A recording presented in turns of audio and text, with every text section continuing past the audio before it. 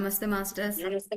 నిగూఢ రహస్యాలు ఓషో రాసిన పుస్తకం తెలుగులో మనకి డాక్టర్ ఎన్ సూర్యకుమారి గారు అనువదించారు. మనం ఆ పుస్తకంలో ఈరోజు మనము మతం గురించి ఇంకా ఏం ఓషో గారు మనకి ఏం చెప్తున్నారో తెలుసుకుందాం.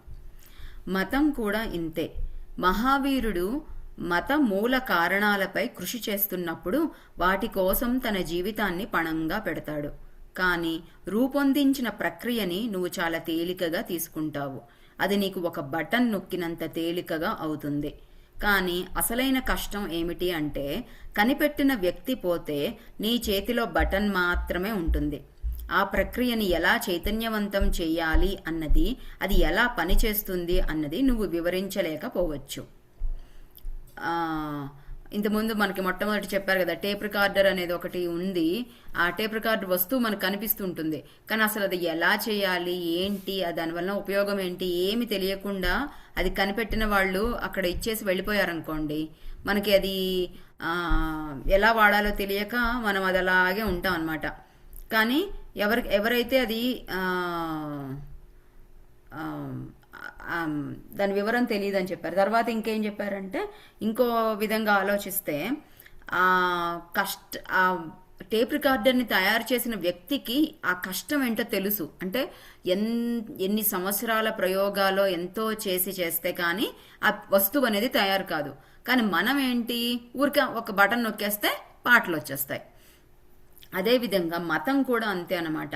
ఆ మతాన్ని ఒక రూపకల్పన చేసిన వారు ఎవరైతే, ఇలా చేయొద్దాం, ఇలా ఉండాలి, ఈ పద్ధతులు, ఇలాంటి బట్టలు వేసుకోవాలి, ఇలాంటి భాష మాట్లాడాలి, ఇలాంటి దేవుణ్ణి ప్రార్థించాలి, ఇవన్నీ కూడా ఈ మతాలు ఎవరైతే రూపొందన చేశారో వాళ్ళకి ఎంతో కష్టపడి ఉంటారు.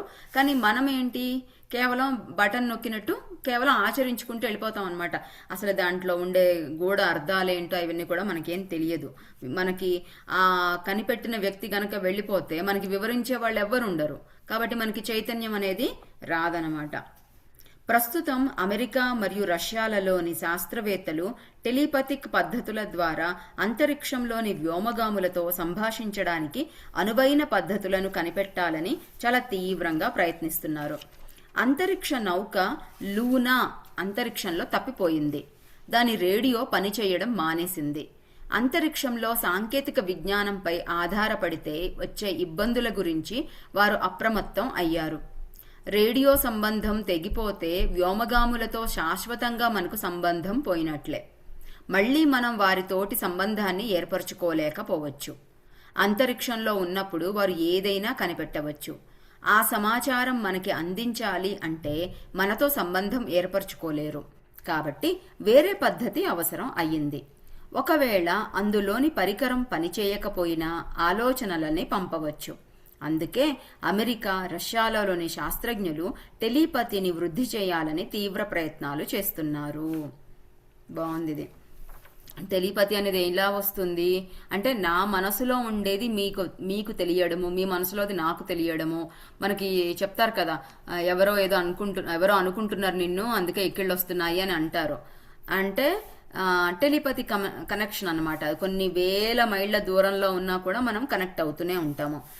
ఆ పద్ధతిని వీళ్ళు, ఈ ప్రస్తుతం ఉండే మోడర్న్ సైంటిస్టులు అనేవి, అంతరిక్షంలో ప్రయత్నం చేసే ఆ శాస్త్రజ్ఞులు ఆ పద్ధతులను, టెలిపతి పద్ధతులని రూపొందించుకోవాలంటే, ఇంకా బాగా డెవలప్ చేయాలని ప్రయత్నం చేస్తున్నారంట. ఎందుకు? అవి మెషిన్స్ అంటే రాకెట్లు, ఇవన్నీ ఎప్పుడోసారి ఏదైనా రిపేర్లు వచ్చే అవకాశం ఉంది. ఆల్రెడీ ఒకటి అయ్యింది. లూనా అనే ఒక అంతరిక్ష నౌక తప్పిపోయింది. ఒకసారి దాంట్లో ఉండే ఆ రేడియో కనెక్షన్స్ గనక పోతే అవి ఇంకా దాంట్లోంచి మనలోంచి వాటికి ఎటువంటి సంబంధం ఉండదన్నమాట. ఇంకా శాశ్వతంగా కట్ అయిపోయినట్టే. కాబట్టి అలాంటప్పుడు ఒకవేళ వాళ్ళ లోపల ఆ అంతరిక్ష నౌకలో శాస్త్రవేత్తలు ఉన్నా కూడా వాళ్ళతో కనెక్షన్ లేకపోవడం వలన వాళ్ళకు వచ్చే ఇబ్బందులు, వాళ్ళు కనిపెట్టిన కొత్త వస్తువులు, అంతరిక్షంలో కనిపెట్టిన విధానాలు ఏది కూడా మనకి తెలియదు అనమాట. పైగా మన వాళ్ళకి సపోర్ట్ కూడా చేయలేం భూమి మీద నుంచి.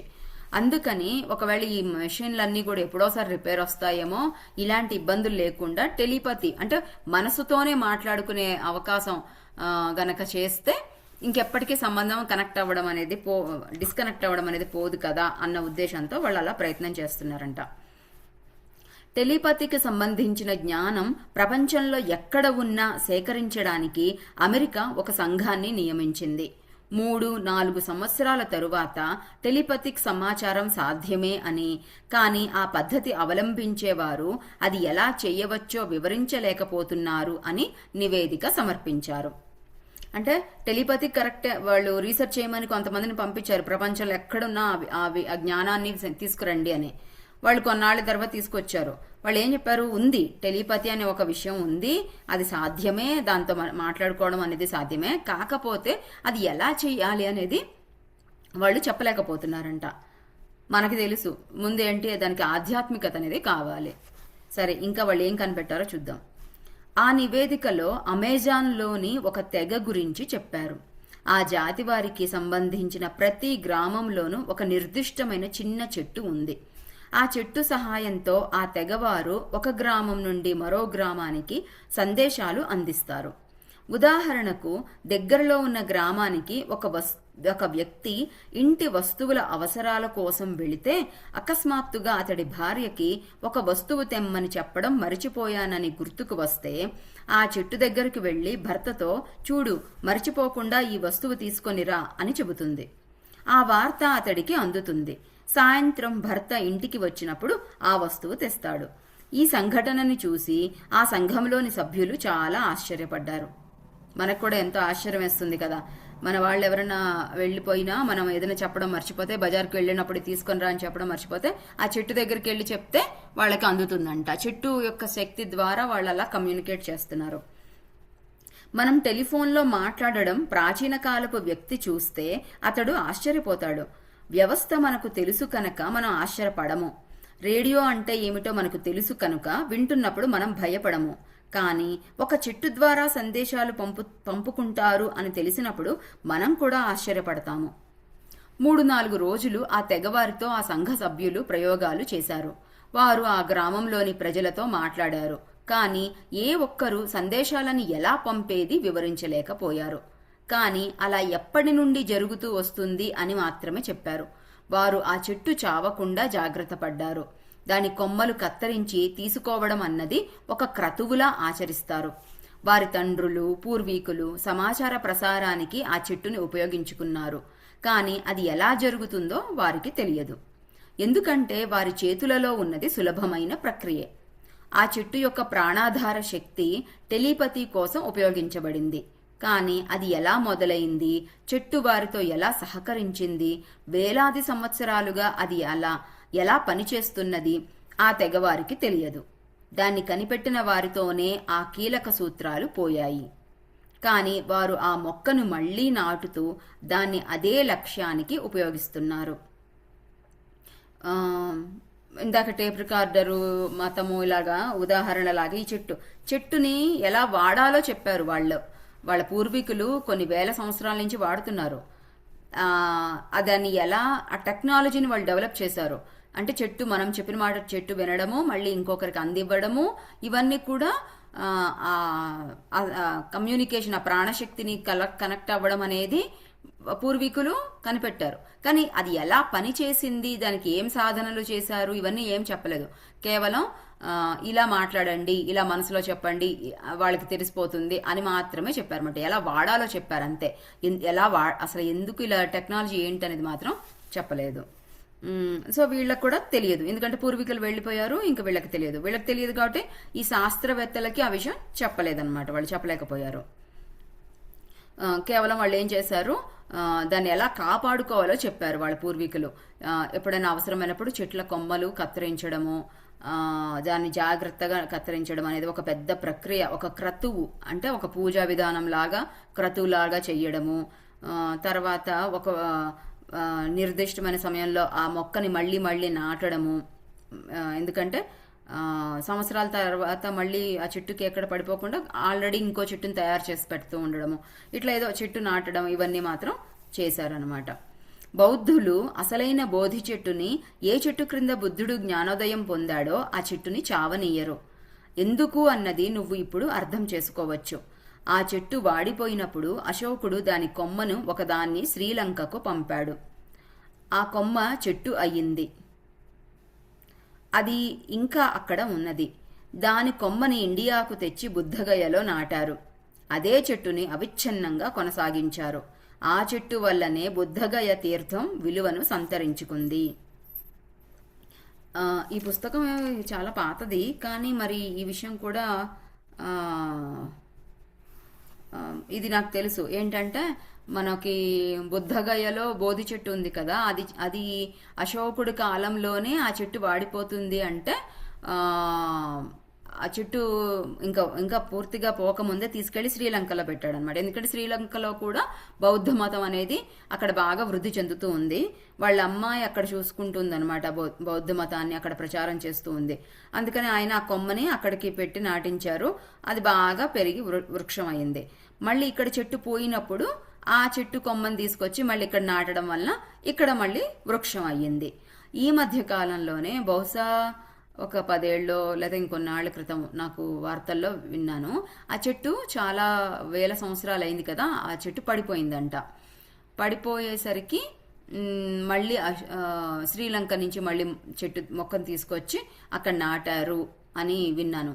బహుశా పాత విషయాన్నే నేను విన్నానో లేకపోతే మళ్ళీ కొత్తగా జరిగిందో నాకైతే తెలియదు.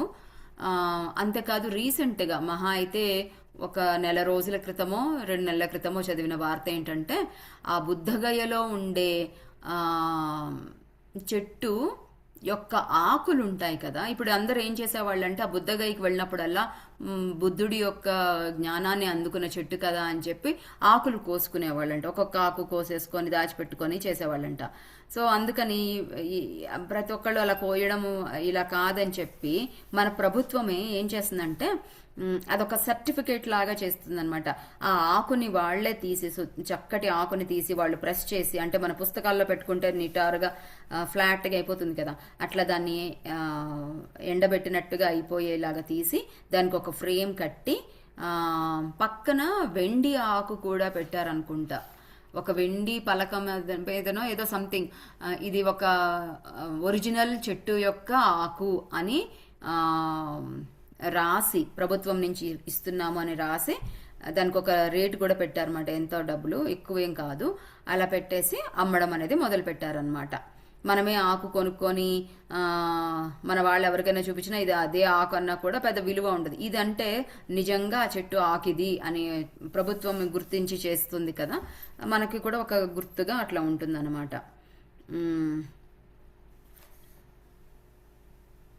సో ఇలాగా బుద్ధగయలో చెట్టు ఆకుని మనం తెచ్చుకోవచ్చు. ఇప్పుడు బుద్ధగయలో కూడా చెట్టుని చనిపోకుండా జాగ్రత్తగా కాపాడుకుంటున్నారు, ఆ విలువని అలాగే కాపాడుకుంటున్నారు అన్నమాట. బుద్ధుడు ఇంకా ఏమని చెప్పారంటే, ఓషో ఆ చెట్టు వల్లనే బుద్ధగయ తీర్థం విలువని సంతరించుకుంది అన్నారు.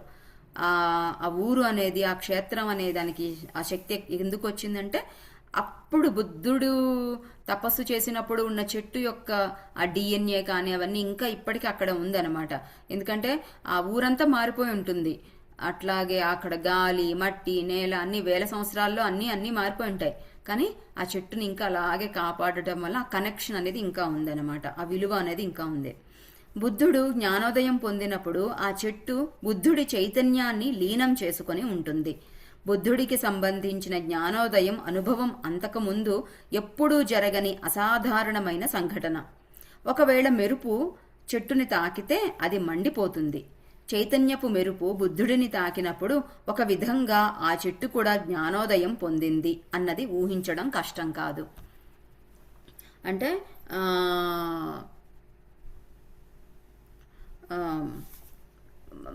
చెట్టుకి ఏంటి మనకి ఏమంటారు, ఈ పుస్తకంలోనే ముందు చదివాం, ఒక పురాతనమైన దేవాలయంలో ఎన్నాళ్ల నుంచో అక్కడ పూజలు ఇవన్నీ కార్యక్రమాలు క్రతువులు జరుగుతూ ఉంటే అక్కడ ఎంతో శక్తి అనేది నిండి ఉంటుంది. అదేవిధంగా ఇక్కడ కూడా బుద్ధుడి యొక్క జ్ఞానోదయం అయినప్పుడు చెట్టు కాబట్టి ఆ బుద్ధుడి యొక్క శక్తిని కూడా, ఆ చైతన్యాన్ని అది లీనం చేసుకుందనమాట. ఆ బుద్ధుడి యొక్క జ్ఞానోదయం అనేది తపస్సు చేసి జ్ఞానోదయం పొందడము, ఆ చెట్టు దగ్గర పొందడం అనేది మనకి పురాణాల్లో ఎప్పుడో విన్నాం. కానీ తెలిసి తెలిసి అలా అప్పుడు ఎవరికీ జరగని అసాధారణమైన సంఘటన అనమాట.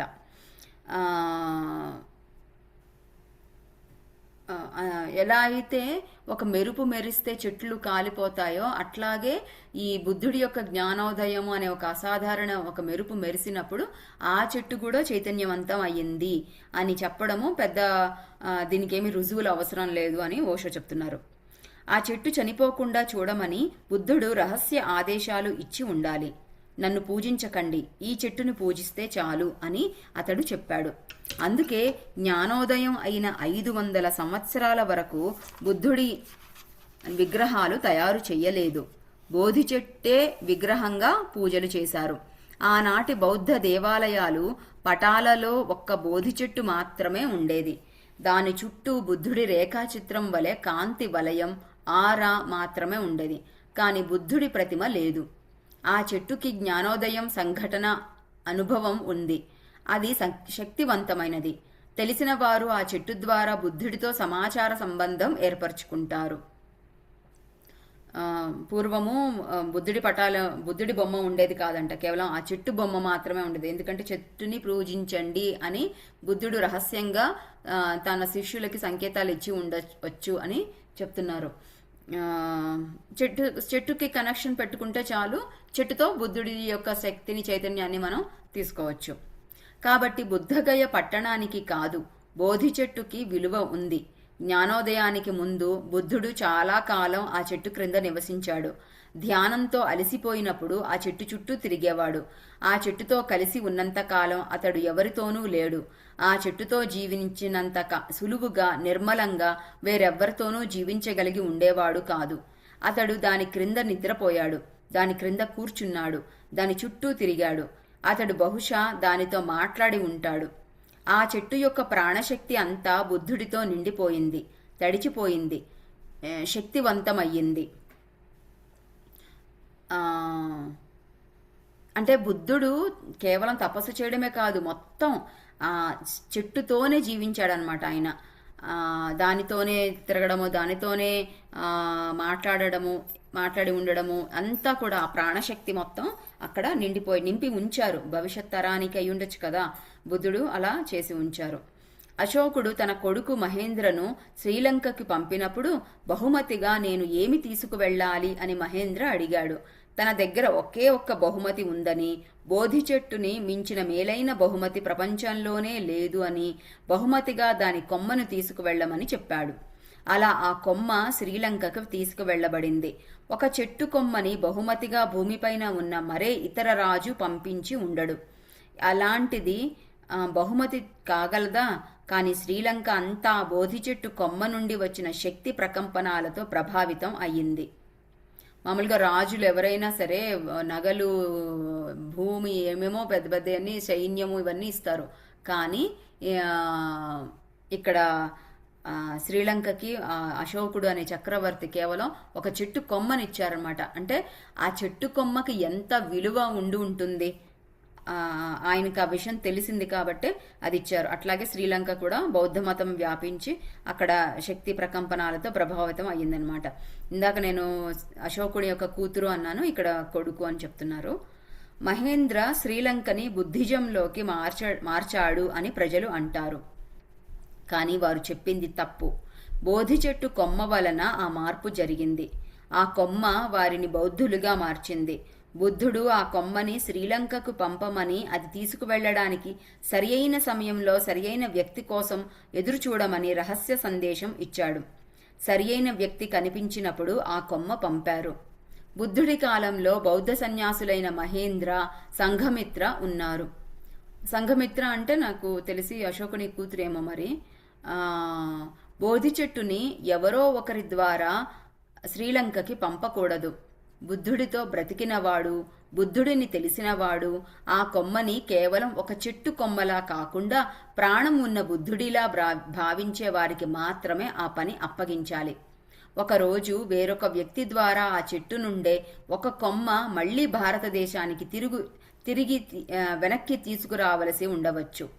ఇహలోక చరిత్రకు అంతర్వాహినిలా కదిలే వాస్తవిక చరిత్ర గురించి ఏదో ఒక రోజు మాట్లాడడం సబబు కావచ్చు. లోతైన చరిత్ర ఎక్కడైతే నిజమైన పేర్లు, ఎక్కడైతే దాని నిజమైన ఉత్పత్తి స్థానం ఉందో వాటి దగ్గరే ఉంటుంది. లేకపోతే ఉపరితలంలో జరిగే సంఘటనలు వార్తాపత్రికలలో, పుస్తకాలలో ప్రచురించినవి మాత్రమే ఉంటాయి. కానీ అది అసలైన చరిత్ర కాదు.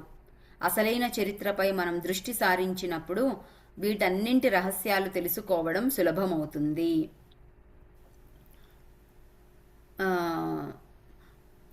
ఓషో ఏం చెప్తున్నారంటే ఆ చెట్టు ఎంత విలువైనది, ఎందుకంటే శక్తి చైతన్యం కలిగి ఉంది కాబట్టి ఎంత విలువైనది అంటే దాన్ని సరి అయిన వ్యక్తికి, దాని యొక్క విలువ తెలిసిన వ్యక్తికి మాత్రమే ఇవ్వాలి. ఇప్పుడు మనం కూడా ఎవరు గొప్ప గొప్ప మాస్టర్స్ కానీ, లేదంటే సన్యాసులు కానీ, ఆధ్యాత్మిక గురువులు కానీ, మన పత్రిజీ కానీ, ఎవరంటే వారు వంట చేస్తే తినరు, తనే వంట చేసుకొని తింటారు. ఎందుకు? అసలు ఆ వంట చేసేటప్పుడు దాని ఆలోచనలు, దాని శక్తి, వాటిని ప్రేమించడము, వాటితో మాట్లాడడము, ఇవన్నీ ఎవరైతే చేస్తారో వారి ద్వారా ఆ వంట వండినప్పుడు దాని శక్తి మనం ఉపయోగపడుతుంది. ఆ భోజనం చేసినప్పుడు ఆ శక్తిని మనం తీసుకోగలుగుతాము. అదేవిధంగా ఆ చెట్టు కొమ్మ కూడా నేను గనక నాకు ఆ చెట్టు యొక్క గొప్ప ప్రయోజనం కానీ, దాని శక్తి గురించి కానీ నాకు ఏ మాత్రం తెలియకపోతే నేను జస్ట్ అలా చెట్టును తీసుకుంటాను, పట్టుకుంటాను, వెళ్ళిపోతాను, ఆడ నాటేస్తాను, అంతే అనమాట. నాకు నా మనసుతో దానితో కనెక్ట్ అవ్వను, నా శక్తిని దాంతో కనెక్ట్ చెయ్యను, దాన్ని ప్రేమించను. సో ఇలా ఉండకూడదు. కాబట్టి సరి అయిన సమయంలో సరి అయిన వ్యక్తి వస్తేనే అది పంపించమని చెప్పారు. అంతేకాదు తిరిగి మళ్ళీ భూమి మీదకి, మళ్ళీ భారతదేశానికి కూడా వచ్చే అవకాశం ఉండొచ్చు. కాబట్టి దాని శక్తిని కాపాడడం అనేది చాలా ముఖ్యం అనే ఉద్దేశంతో అలా చెప్పారు. ఇంకా ఈ చాప్టర్ అయిపోవచ్చినట్టుంది. ఎస్, అయిపోయింది. ఓషో ఏం చెప్తున్నారంటే చివరిలో ఈ చరిత్ర అనేది లోతైనది. అసలైన దానికి మామూలుగా అందరికీ పేర్లు తెలుస్తుంది, ఇవన్నీ తెలుస్తుంది, పలానా ప్రదేశము ఇవన్నీ కూడా తెలుస్తుంది. వాటి చరిత్ర అంతా కూడా అక్కడే ఎక్కడో పలకల మీద రాసి ఉంటుంది. లేదంటే ఈ పత్రికలు ఇవన్నీ కూడా రాస్తాయి, ప్రచురిస్తాయి. కానీ అవన్నీ అసలైన చరిత్ర కాదు అంటున్నారు ఓషో. పైన అన్నమాట, పైన జ్ఞానం అది. కానీ అసలైన చరిత్రపై దృష్టి సారించాలి. ఆ రహస్యాలు తెలుసుకోవడం అనేది చాలా ముఖ్యము. రహస్యాలు తెలుసుకోవాలంటే జ్ఞానం, మనము ధ్యానంలో తెలుసుకుంటే ఆ రహస్యాలు అనేవి సులభతరంగా మనకి తెలుస్తుంది అని మాస్టర్ చెప్పారు. ఈ రోజుకి చాలా అని. ఎందుకంటే ఈ ఓషో ఇవన్నీ ఎప్పుడు చెప్తున్నారు? వాళ్ళ శిష్యులందరూ కలిసి కూడి ప్రశ్నలు అడిగినప్పుడు చెప్తున్నారు అన్నమాట. అందుకని ఈ రోజుకి చాలా అని అడిగారు. మనము 3వ చాప్టర్లోకి వెళ్తున్నాము. 3వ నేత్రపు నిగూఢ శాస్త్రము. 3వ నేత్రపు నిగూఢ శాస్త్రం, ఇంకా 3వ కన్ను గురించి మనం తెలుసుకుంటున్నాం ఇక్కడ. నుదుటిపై ధరించే సింధూరం లేదా గంధం గుర్తుల గురించి మాట్లాడే ముందు 2 సంఘటనల గురించి చెప్పాలి అనుకుంటున్నాను. దాని వలన మీకు ఇవి అర్థం చేసుకోవడం తేలిక అవుతుంది. 2 చారిత్రాత్మక సంఘటనలే. 1888లో దక్షిణ భారతదేశంలో రామానుజం అనే ఒక వ్యక్తి బీద బ్రాహ్మణ కుటుంబంలో పుట్టాడు. అతడు పేరు మోసిన గణిత శాస్త్రజ్ఞుడు అయ్యాడు. అతడు ఎక్కువ చదువుకోలేకపోయాడు, కానీ గణితంలో అతడి ప్రతిభ సాటి లేనిది. బాగా చదువుకున్న చాలా మంది గణిత శాస్త్రజ్ఞులు సంవత్సరాల తరబడి తీసుకున్న శిక్షణ వలన, ఇతరుల మార్గదర్శకత్వం వలన పేరు తెచ్చుకున్నారు. కానీ రామానుజం విశ్వవిద్యాలయ ప్రవేశ అర్హత కూడా లేనివాడు. అంతేకాకుండా అతడు ఎవరి నుంచి శిక్షణ కానీ మార్గదర్శకత్వం కానీ పొందలేదు. అందుకే గణిత శాస్త్రం తెలిసిన వారు, రామానుజాన్ని మించిన గణిత శాస్త్ర ప్రావీణ్యత ఉన్నవారు ఎప్పుడూ లేరు అంటారు. అంటే రామానుజం 1888లో తమిళనాడులో పుట్టారు. ఆయన ఎక్కడి నుంచి తీసుకోలేదు ఆ జ్ఞానాన్ని, ఆ గణిత శాస్త్రంని ఎవరి దగ్గర నేర్చుకోలేదు, స్వతహాగా ఆయనకి వచ్చింది. ఆయన పెద్దగా చదువుకోలేదు. ఆయనకి ఆ ట్రాన్స్ స్టేట్లో అంటే ఇతర ఆ, ఆ, మనం ప్రస్తుతం ఉండే చైతన్యం కాకుండా ఇతర చైతన్యంలో ఆయనకి ఈ జ్ఞానం అంతా అందుతూ ఉండేదన్నమాట. కాబట్టి ఈ ఎక్కడి నుంచి ఇతర లోకాల నుంచి వచ్చిన ఆ జ్ఞానం కాబట్టి ఆయనకి తగ్గవారు ఇంకెవరూ లేరు అని చెప్పారనమాట. ఆయన గురించి ఆయన గొప్పతనం గురించి తెలిసిన వాళ్ళెవరు ఇటువంటి జ్ఞానం ఇంకెవరి దగ్గర లేదు అని చెప్తారు గణిత శాస్త్రం ప్రావీణ్యత. అతడు చాలా కష్టం మీద గుమస్తా ఉద్యోగం సంపాదించుకున్నాడు. కానీ అతి త్వరలోనే అతడికి గణిత శాస్త్రంలో అద్భుతమైన ప్రతిభ ఉంది అన్న వార్త ప్రచారంలోకి వచ్చింది. ఆ రోజుల్లో కేంబ్రిడ్జ్ విశ్వవిద్యాలయంలో ఎంతో ప్రసిద్ధిగాంచిన ప్రొఫెసర్ హార్దీకి ఒక జవాబు వ్రాయమని ఎవరో అతనికి సలహా ఇచ్చారు. అతడు జవాబు వ్రాయలేదు.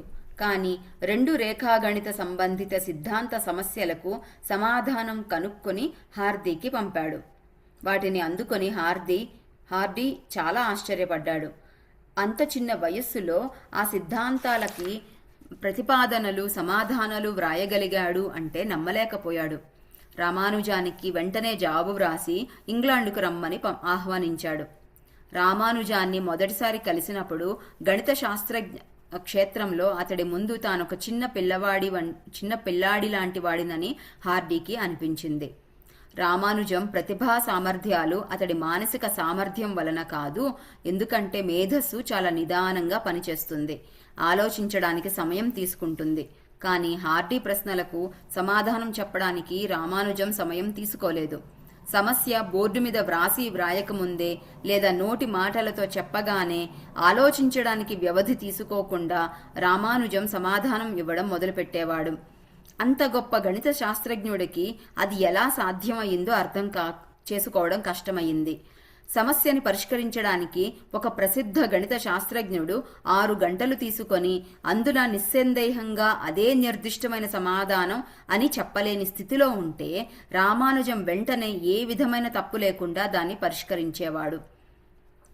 అంటే హార్డీ అని లండన్కి వెళ్ళాడు, విశ్వవిద్యాలయానికి వెళ్ళాడు.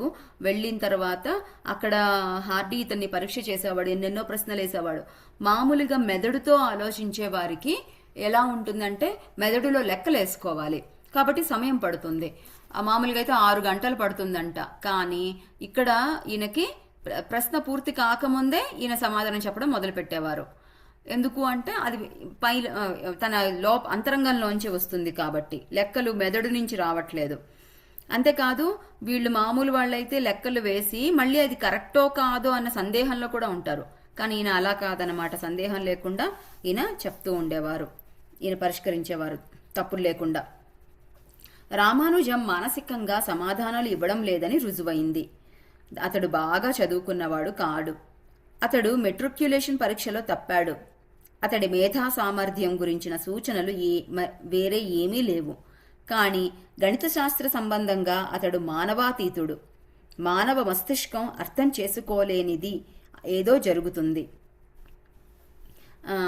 అతడు మెదడులోంచి ఆలోచించలేదు, అతీతమైన శక్తి ఆయనకి ఏదో ఉంది. ఎందుకంటే మిగతా సబ్జెక్ట్స్ కానీ ఇంకేదైనా కూడా ఆయనకి ఏమీ తెలియదు అన్నమాట. తెలియని ఆయన ఏం పెద్ద తెలివైన వాడు కాదు అన్నట్టు తెలిసిపోతుండేది ఆయనతో మాట్లాడినప్పుడు. కానీ లెక్కలు మాత్రం మానవాతీతం, మామూలు వాళ్ళకి అర్థం కాని విషయం ఏదో జరుగుతుంది అంటున్నారు.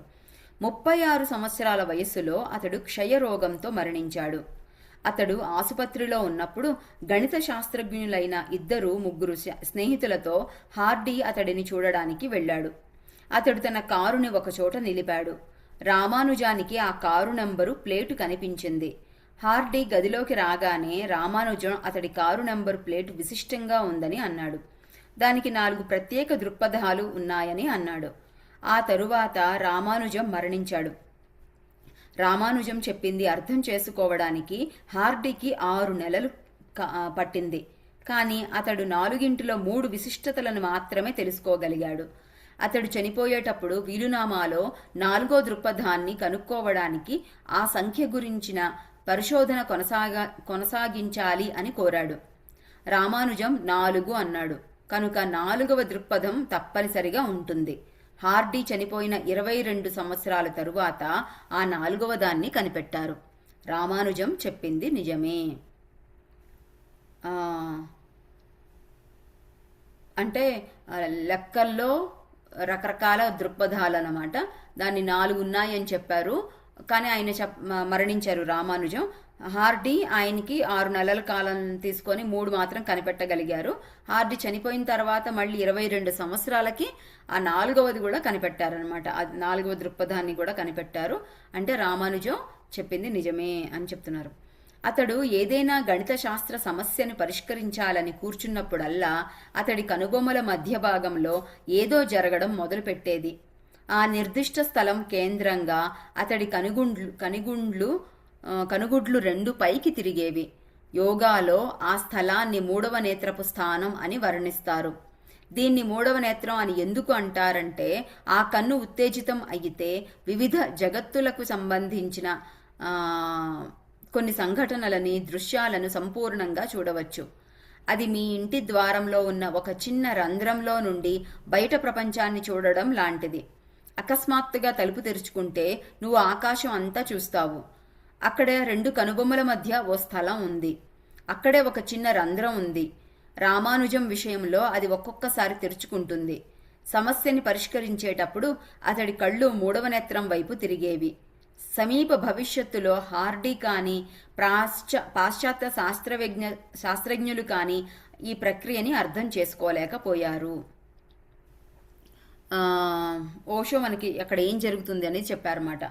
ఈయన లెక్కల సమస్యని పరిష్కరించేటప్పుడు ఈయన కళ్ళు పైకి తిరిగేవంట, కనుగుడ్లు తెల్లగా అట్లా అయిపోయేవి. ఎందుకంటే 3వ కనుతో ఆయన అనుసంధానం అవుతున్నారు. కానీ అసలు ఏం జరిగిందనేది ఎవ్వరు కూడా అర్థం చేసుకోలేకపోయారనమాట. ఎందుకంటే పాశ్చాత్యులు అంటే వెస్టర్న్ పీపుల్కి ఇవన్నీ ఏం తెలియదు కదా, ఈ యోగ సాధనలు ఇవన్నీ ఏం తెలియదు. కాబట్టి వాళ్ళకి ఇది ఎలా జరుగుతుంది అనేది తెలియదు అనమాట. నేను మీకు సింధూరం ధరించడానికి సంబంధించిన మరొక సంఘటన చెబుతాను. 3వ నేత్రానికి మరియు దానికి ఉన్న సంబంధం అప్పుడు అర్థం అవుతుంది. 3వ కన్ను ఎందుకు ధరించాలి, దాని యొక్క ప్రాముఖ్యత ఏంటి, ధరిస్తే ఏమవుతుంది అనేది ఓషో మనకి ఇంకొకటి చెప్తున్నారు. ఎడ్గర్ కేస్ 1945లో మరణించాడు.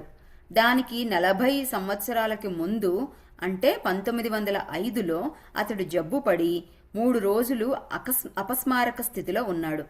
వైద్యులు ఆశలు వదులుకున్నారు. అతడిని చైతన్య స్థితికి తీసుకురాగల మార్గమే కనిపించలేదు అన్నారు.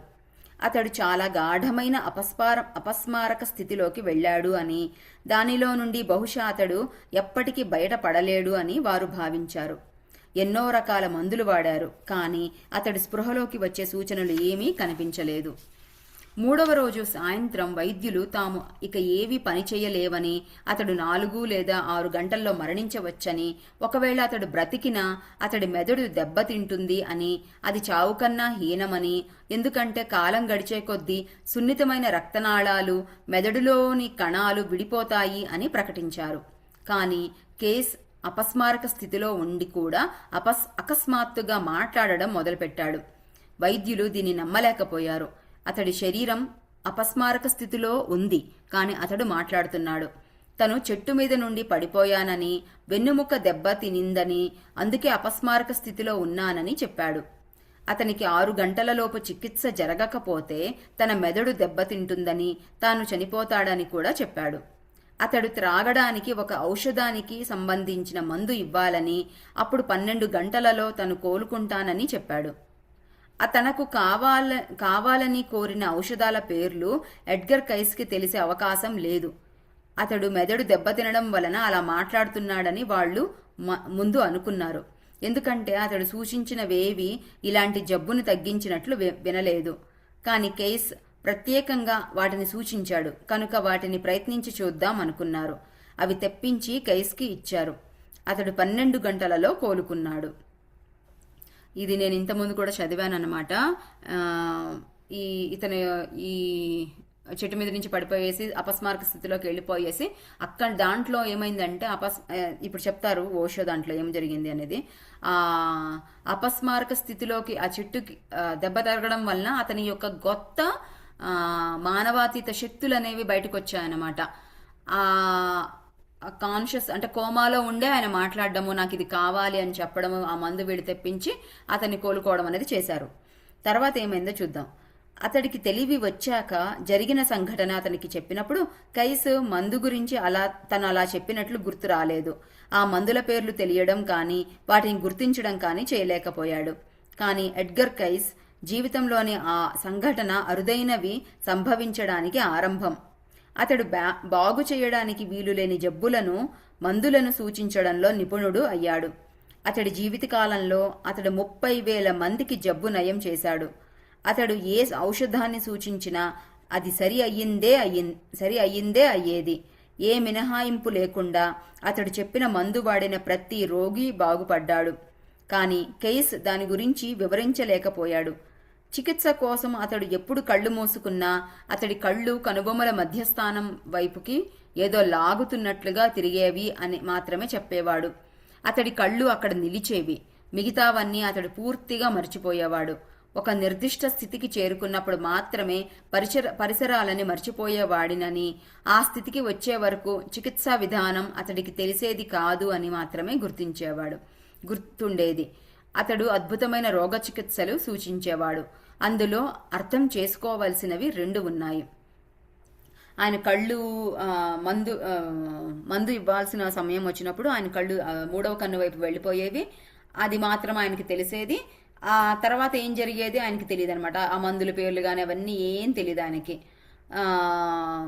అలా వెళితేనే అతనికి ఆ మందులు అనేవి, ఆ రోగి యొక్క వైద్యం అనేది అతనికి తెలిసేది అన్నమాట. 3వ కన్ను కనెక్ట్ అయిన తర్వాత మాత్రమే. అమెరికాలోని రోత్ చైల్డ్స్ అనే ధనిక కుటుంబం ఉంది. ఆ కుటుంబంలోని ఒక స్త్రీ చాలా కాలం జబ్బు పడింది. ఏ చికిత్స పని చెయ్యలేదు. ఆమెని ఎడ్గర్ కైస్ దగ్గరికి తీసుకువచ్చారు. అచేతన స్థితిలో అతడు ఒక నిర్దిష్ట మందుని సూచించాడు. అచేతన స్థితిలో ఉన్నాడని మనం అనుకుంటాం. కానీ ఆ రహస్య ప్రక్రియ గురించి తెలిసిన వారు ఆ సమయంలో అతడు పూర్తి చైతన్యంలో ఉన్నాడు అంటారు. నిజానికి మూడవ నేత్రం గురించి తెలిసే స్థితికి ఎదిగే వరకు ఆ అచేతనత్వం కొనసాగుతూనే ఉంటుంది. 2 సంఘటనలు చెప్తున్నారనమాట ఓషో. ఈ ఎడ్గర్ కైస్ అనారోగ్య సమస్యలను ఎలా తగ్గిస్తాడు అనేది. ఒక స్త్రీకి చాలా సంవత్సరాల నుంచి ఉన్న రోగాన్ని ఆయన చెప్పారు. మామూలుగా అయితే అలా ఆయన కళ్ళు ఇలా వెళ్ళిపోయేసి అచేతనంగా ఉండడం చూసి మామూలుగా ఇతను ఏదో పిచ్చి స్థితిలో ఉన్నాడనో, లేదంటే ఆయనకి ఆ సమయంలో మతి స్థిమితం లేదనో, అది సంథింగ్ ఏదో అనుకుంటారు. కానీ ఆ సమయంలోనే 3వ కన్నుతో కనెక్ట్ అయినప్పుడు ఆయన ఇంకా బాగా చైతన్యంతో కలిసి ఉన్నారనమాట. రోత్ చైల్డ్స్ కోటీశ్వరుడు. అందువల్ల అతడు మందుల కోసం అమెరికా అంతా వెతికించాడు. కానీ అవి అతడికి దొరకలేదు. ఆ మందు నిజంగా ఉందో లేదో ఎవ్వరూ చెప్పలేకపోయారు. అంతర్జాతీయ పత్రికలలో ఆ మందు గురించిన సమాచారం తెలియవలసిందిగా ప్రకటనలు ఇచ్చారు. 3 వారాల తరువాత ఆ పేరుగల మందు లేదని, 20 సంవత్సరాల క్రితం ఆ పేరుగల మందుపై తన తండ్రికి హక్కు ఉండేదని, కాని దాన్ని అతడు తయారు చేయలేదని స్వీడన్ నుండి ఒక వ్యక్తి రాశాడు. తన తండ్రి చనిపోయాడని, ఆ ఔషధ సూత్రం పంపగలను అని వ్రాశాడు. అప్పుడు ఆ మందు తయారు చేయించి ఆమెకి ఇవ్వడంతో ఆమె తేరుకుంది. మార్కెట్లో కూడా లేని మందు గురించి కైస్ ఎలా తెలుసుకోగలిగాడు? సో అదొక ఉదాహరణ అనమాట. మార్కెట్లో కూడా లేకున్నా కూడా అదొకటంటూ ఒకటి ఉంది. ఎప్పుడో ఒక ఆయన కనిపెట్టేసి చనిపోయాడు అనేసి అవన్నీ కూడా ఆయన 3వ కన్ను ద్వారా తెలుసుకున్నారు. ఇంకొక సందర్భమేమో మనము మళ్ళీ నెక్స్ట్ క్లాస్లో తెలుసుకుందాం మాస్టర్స్. చాలా ఇంట్రెస్టింగ్గా ఉన్న ఈ 3వ కన్ను గురించి మనం తర్వాత కాలంలో తెలుసుకుందాం. Thank you masters.